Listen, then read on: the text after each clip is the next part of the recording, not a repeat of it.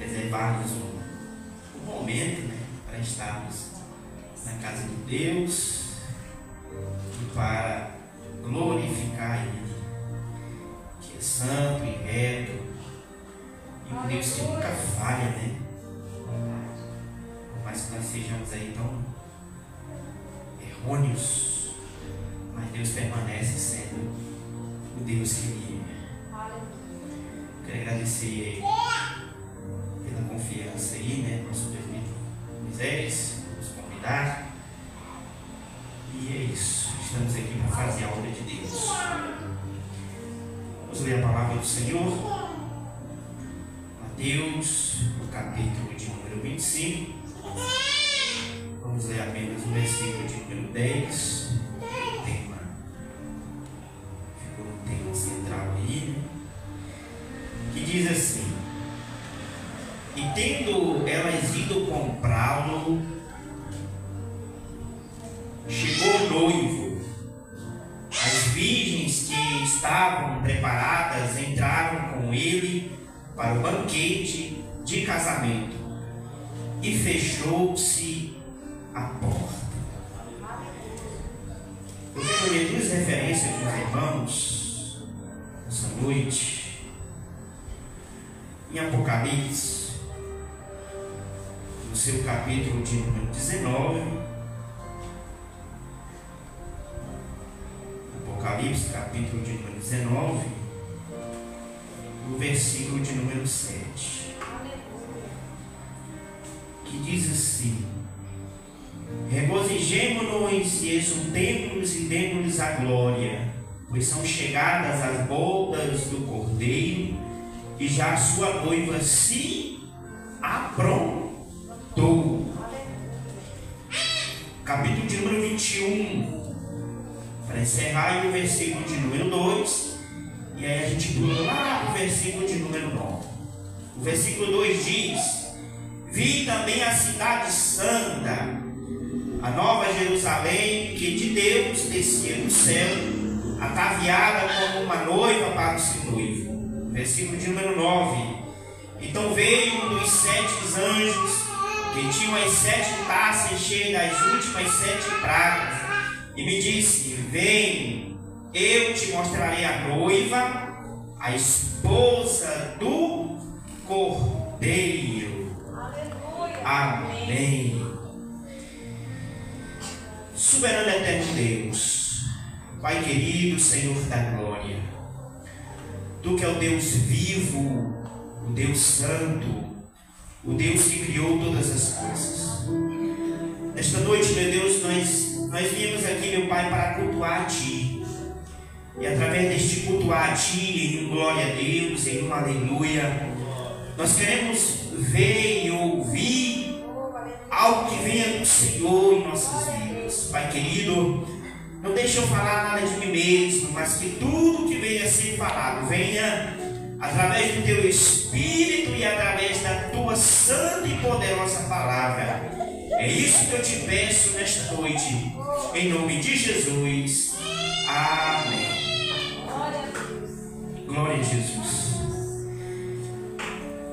Meus queridos amados irmãos, o tema que se é tratado dessa campanha é um dos temas mais desmenosprezado, como é que fala? Desmenosprezado, né? Desprezado. Um das pessoas que servem a Deus, que servem a Deus, que servem a Deus. Por quê? Porque hoje a gente dificilmente vê uma pregação, uma campanha que se trata em relação a uma santidade ou a volta de Jesus e sobre alguma coisa do céu e essas coisas mais, vamos dizer assim, um pouco sérias. Mas nós que estamos somos servos de Deus, eu consigo entender que Deus nos chamou para uma coisa só. Eu vou até perguntar aqui com Moisés uma pergunta bem simples. Quando alguém chegou para você e falou para você, olha, você quer ser crente, qual foi as coisas que a pessoa falou para você assim, foi para você ser crente dentro do tema de quinta-feira? Mais ou menos assim. Que geralmente sempre a gente fala quando alguém quer aceitar Jesus. Você quer aceitar Jesus? Tem uma vida mudada, transformada, uma área bem-sucedida. E qual é a principal? A salvação. Vamos dizer, a gente investe, né, e deixa os bem-sucedido e coloca primeiro aí a salvação. Mas é isso mesmo. A primeira coisa, quando nós chamamos alguém ou pergunta para alguém, você quer aceitar Jesus, meu amigo? Qual é o sentido de se aceitar Jesus? Para que aceitar Jesus? Dentro da palavra de Deus e dentro desse tema, o aceitar Jesus, irmãos, a primeira coisa é para que o seu nome seja escrito no livro da vida e para que altamente seja salvo em Cristo Jesus. Pronto. É isso aqui. O propósito do Evangelho, o propósito de Jesus, o propósito de Deus, o propósito da palavra, o propósito de nós estarmos aqui é porque nós queremos, claro, primeiramente, adorar a Deus. Mas o nosso propósito de estarmos aqui a servir a um Deus é porque nós queremos um futuro melhor, um futuro pelo lado espiritual. Aleluia. Pelo lado espiritual. E nós vemos que desde o Velho Testamento algumas coisas aconteceram que já apontava-se para se findar em Apocalipse, que se trata sobre as bodas do Cordeiro, sobre a salvação em Cristo Jesus, a nova cidade. Por exemplo, nós vemos a história de Noé, que Noé estava fazendo a arca e dizendo que ia chover e o povo não acreditava. Ele terminou sua arca, Deus falou para ele, chama os animais, ele chamou os animais, colocou sua família na arca e veio o dilúvio. E todos que estavam fora da arca pereceram, morreram. Já é um dos apontamentos em relação à salvação em Cristo Jesus, ou seja, o arrebatamento da igreja. E nós vemos hoje essa grande dificuldade em nossa vida. Eu tenho que me colocar no meio disso, porque eu estou aqui. De que nós fomos chamados para adorar a Deus e, acima de tudo isso, para o final da minha vida, ou em morte, ou em arrebatamento, que eu tenha uma vida com Cristo. Esse é o propósito. Esse é o propósito. Porque vamos dizer, ninguém vai aceitar Jesus com uma expectativa de quando morrer, ele ir para o inferno. É meio sem sentido isso, né? É sem sentido. A pessoa aceitar Jesus porque, claro, ele quer ter uma vida bem sucedida, uma vida, né, aqui com Cristo Jesus, ter uma paz no seu interior. Mas além disso, no final da sua vida, ele quer estar com Cristo, com Deus. Todo mundo quer ir para o céu. Todo mundo quer ir para o céu. Então, é quando se chega, irmãos, em uma das parábolas, em uma das passagens, vem a parábola das 10 virgens.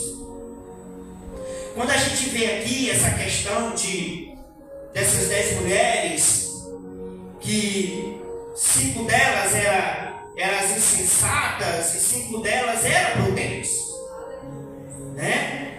Essas insensatas era imprudente, era desjuizada, não tinha juízo, não pensava. Insensata. Uma pessoa, vamos dizer, irresponsável. E a gente vê que dentro dessas 5 existia mais outras 5 que elas eram prudentes, que elas agiam com cautela, com moderação e com muito equilíbrio. Dentro disso aqui, irmãos, nós vemos que o versículo de número 3 e o versículo de número 4, quando se fala: as insensatas, ao pegarem as suas lâmpadas, não levaram azeite consigo. As prudentes, porém, levaram azeite em suas vasilhas com as suas lâmpadas. Oh, glória a Deus! O que eu acho interessante, irmãos, dentro desses 2 versículos, é que elas já tinham, vamos dizer, elas já tinham esse hábito de ter esse preparo e de participar de um casamento. Mas essas 5, por serem agora insensatas, imprudentes, elas não levaram essas suas reservas. E o interessante que eu acho, irmãos, é porque elas eram agora insensatas, mas não desinformadas. Elas tinham a informação, sim, de que tinha que levar a sua lamparina acesa e dentro dela lá, né, o azeite.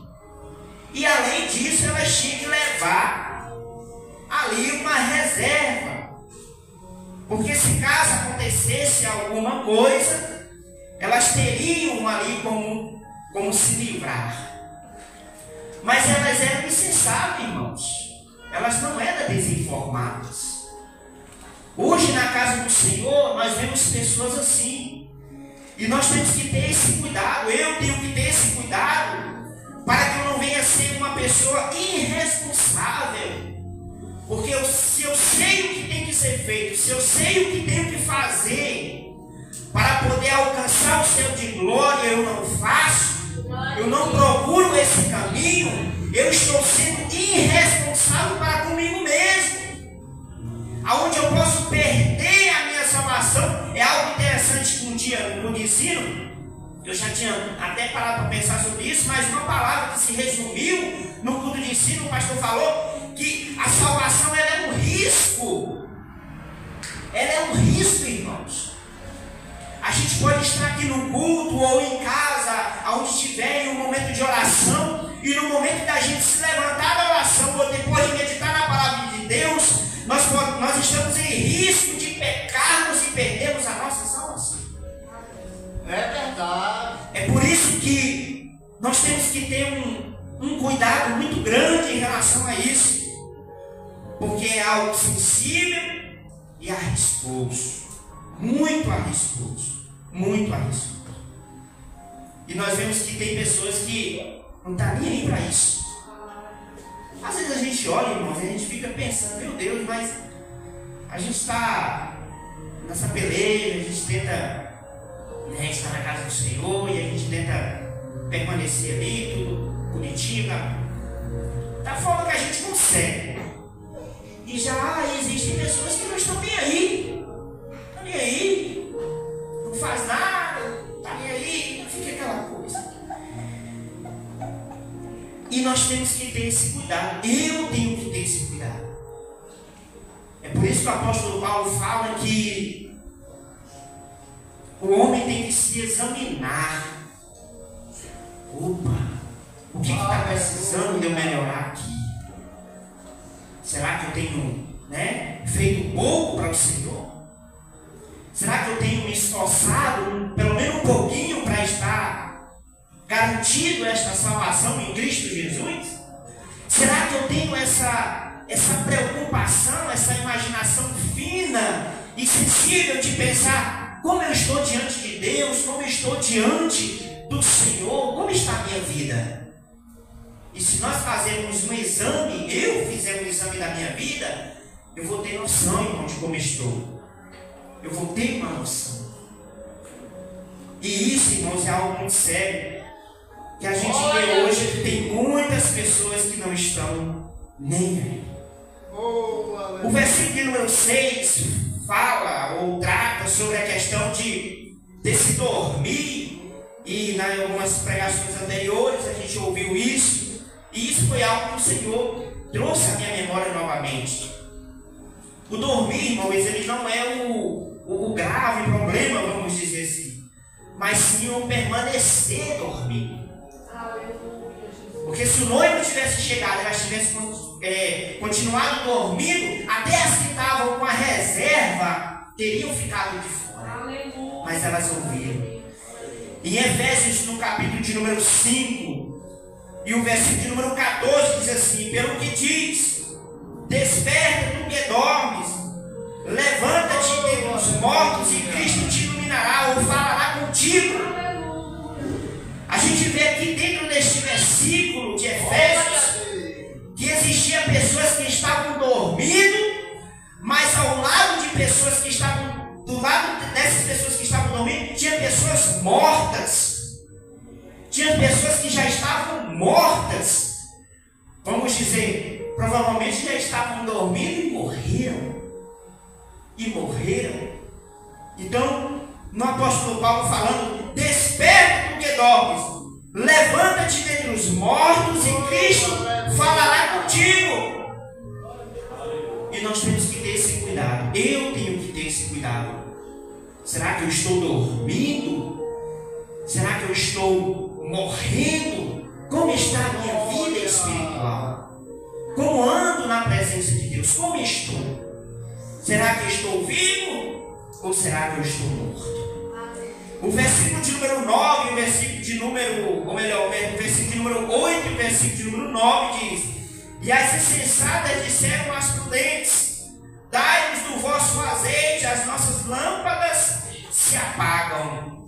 As prudentes, porém, responderam: não seja o caso que nos falte a nós e a vós, e diante aos que vendem e comprai. Aqui, irmãos, nós vemos quando nós somos insensatos, o quanto isso pesa em nossa vida. Não é, irmãos, para nós andarmos, segundo o que eu entendo desse versículo, não é para nós andarmos na reserva, irmãos, mas sim com a reserva. Porque se elas tivessem, as prudentes também, se elas tivessem ido com a sua reserva, ou melhor, já na reserva, teria acontecido a mesma coisa com as imprudentes, que elas foram na reserva e não com a reserva. Irmão Senhor, mas para que se serve agora essa reserva? É para os momentos de imprevisto que pode acontecer. É o momento, irmãos, que é aquele momento que você olha assim e fala, quando acontece alguma coisa, um reboliço na sua vida, e acontece uma coisa tremenda, e você fala: Senhor, como eu suportei tudo isso? Isso é reserva. É porque você anda com a reserva, você não anda na reserva. Porque quem anda na reserva, irmão, corre o risco de ficar para trás.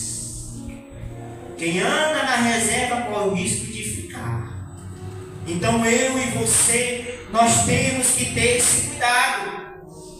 E quando nós andamos com a reserva, quer dizer, irmãos, que nós andamos jejuando, nós andamos lendo a palavra de Deus, nós andamos orando ao Senhor. Isso é pessoa que anda com a reserva. Agora quem anda na reserva, correndo o risco de parar, de ficar para trás, é o que já parou de orar, é o que já parou de jejuar, é o que já parou de ler a palavra de Deus e a sua lamparina está cada vez mais se apagando. E aí é onde eu tenho que ter cuidado. É aí onde a igreja do Senhor tem que ter cuidado. Porque nós vivemos em um tempo difícil, irmãos. Um tempo difícil de andar na presença do Senhor. Mas não é um tempo impossível de servir a Deus. Não é um tempo impossível não, irmãos. O problema é porque às vezes nós queremos muito, nós queremos assim, nos acomodar, ficar tranquilo, né? Mas não é assim não, irmãos. Quem serve a Deus, nós temos que levantar a nossa espada e pronto, irmãos. Nós temos que ir para a guerra e lutarmos e estarmos firmes na presença do Senhor. Eu estive pesquisando em relação ao azeite, algumas coisas, e tinha 10 tops lá, falando sobre a questão de azeite de antigamente e até os dias de hoje. Mas eu tirei 3 que eu acredito que pode ser útil em nossa vida, e segundo o que a palavra de Deus nos fala.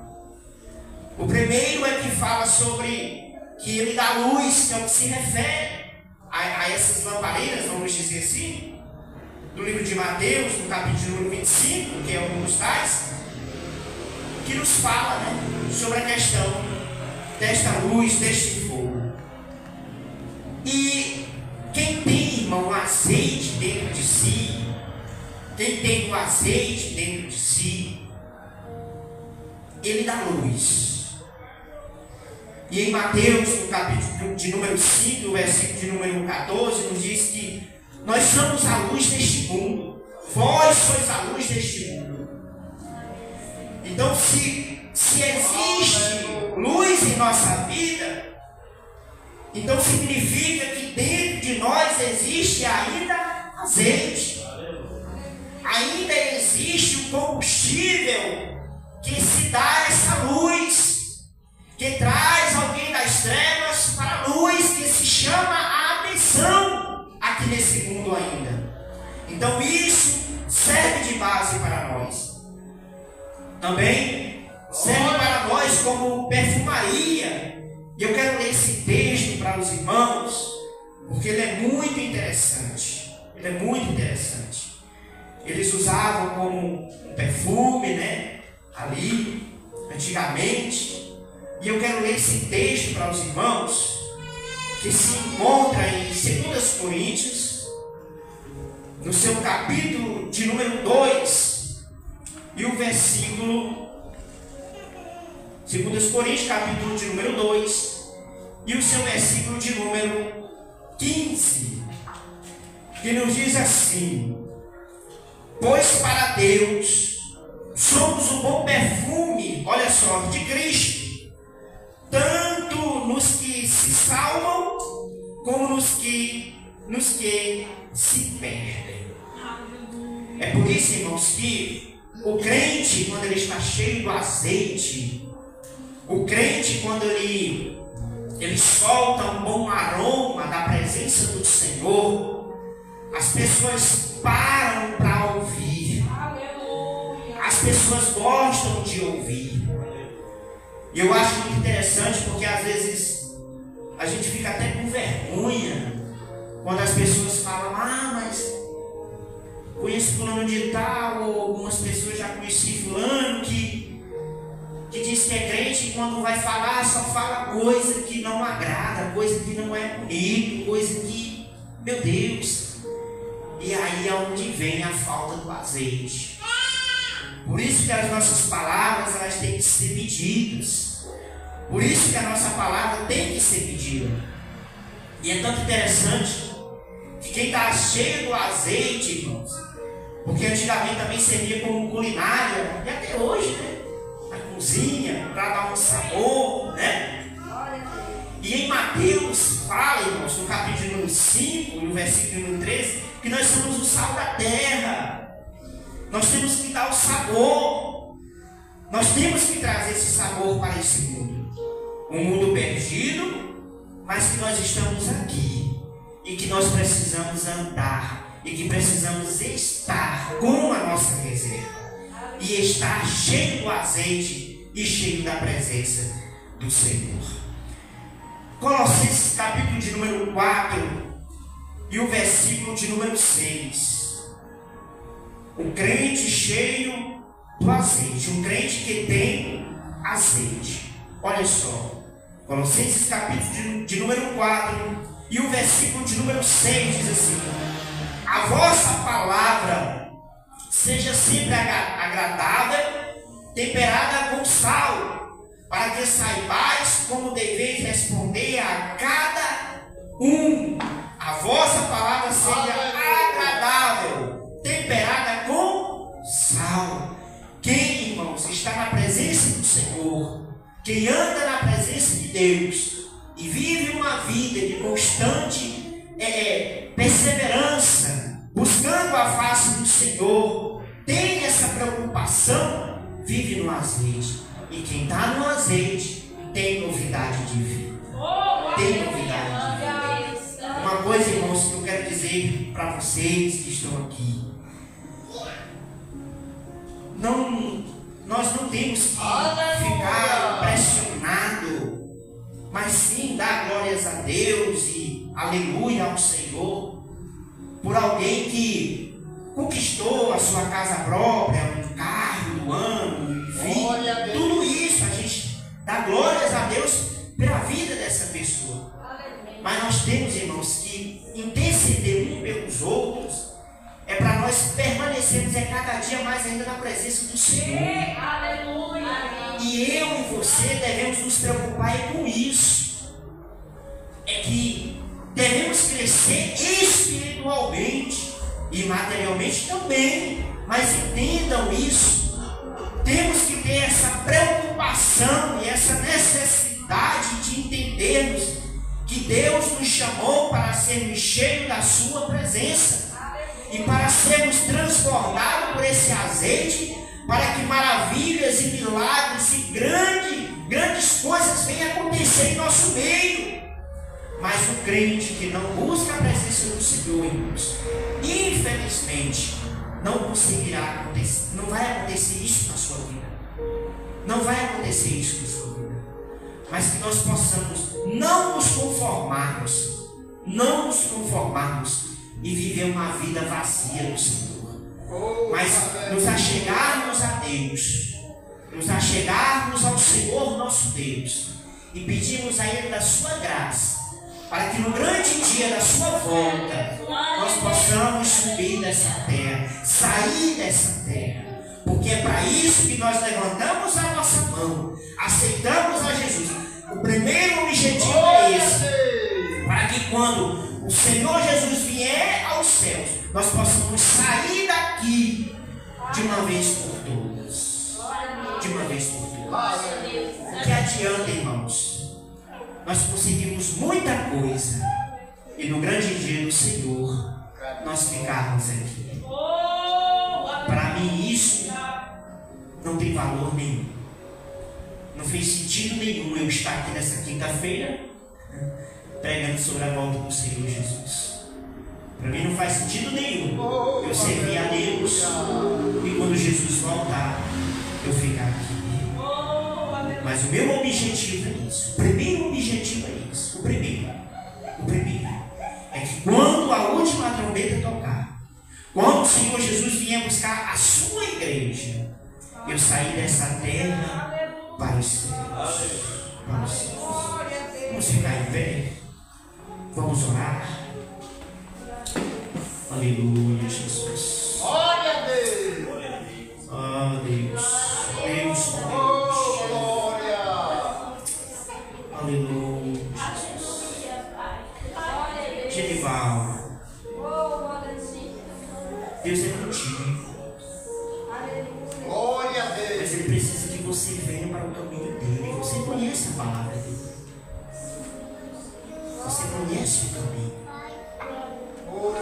Jesus tem grandes coisas para fazer na sua vida ainda. Tá? Não se dê por vencido. Não se dê por vencido. Deus fez o homem para habitar com ele. Nunca esqueça disso. Enquanto a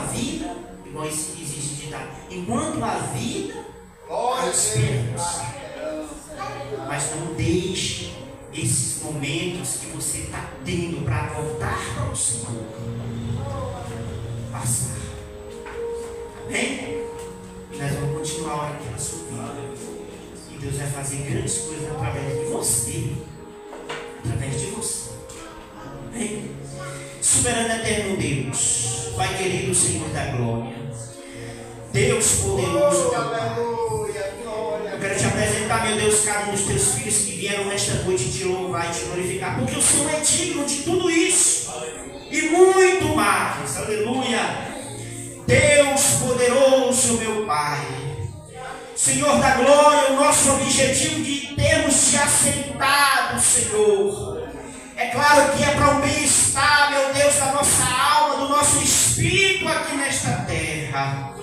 Deus, mas o primeiro de tudo, Senhor, é a salvação que há em Ti. Deus poderoso, venha nos fazer, meu Pai, mais do que vencedores aqui nesta terra a cada dia.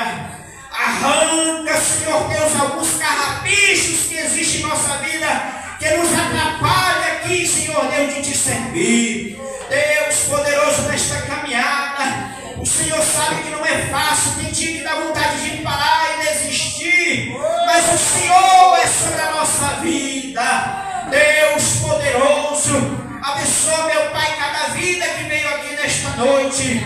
Meu Deus, pensamentos negativos, de que eles não irão alcançar o grande dia do Senhor, pensamentos ao contrário, de que o Senhor irá voltar e eles irão ficar. Arranca, Senhor, do meio da tua igreja, arranca, Senhor Deus, o esfriamento espiritual do meio do teu povo, e traz, Senhor Deus, uma chama, derrama sobre as nossas vidas, meu Deus, o teu azeite, nos faça, meu Pai, transbordar do teu azeite, para que paralítico venha andar, para que cego venha enxergar, para que demônios venham ser expulsos, Senhor Deus, se estiverem cobertos no meio do teu povo, que a tua maravilha do teu poder, que a tua glória, meu Pai, possa ser manifestado a cada dia, meu Deus, no meio do teu povo. É isso que eu te peço, Senhor, e nos ajuda, Deus, a estarmos preparados para o teu grande dia. Maranata, ora vem, Senhor Jesus. Amém. Glória a Deus. Aleluia. Eu sempre trazendo a palavra. Às vezes, quando nós trocamos ali, ou invertemos aquilo que a Bíblia nos ensina, requer de nós, às vezes, nós acabamos perecendo. A própria palavra de Deus vai falar que buscar primeiro o reino de Deus e a sua justiça, e as demais coisas ali nos serão ali acrescentadas. Então, quando nós buscamos ao Senhor nosso Deus, ali as coisas vão acontecendo. Ali às vezes um sonho que você tinha, Deus ali vai e providencia, mas primeiro buscai o reino de Deus e a sua justiça. Louvado seja o nome do Senhor.